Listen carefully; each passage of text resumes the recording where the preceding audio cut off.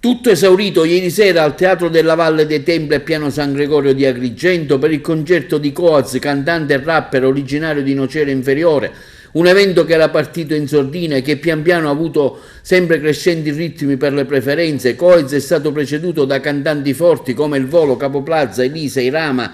Tommaso Paradiso, la band dei Pink Floyd particolarmente apprezzata per i tanti che sono venuti da oltre isola. Gli appuntamenti continuano stasera con Drusilla Foer e per finire Eros Ramazzotti con 2 esibizioni. Questo mondo lo so,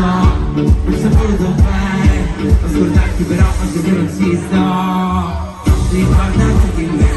se ne voglio insieme, ma qualcosa di dentro, qualcosa di me che non appartiene, questo mondo lo so,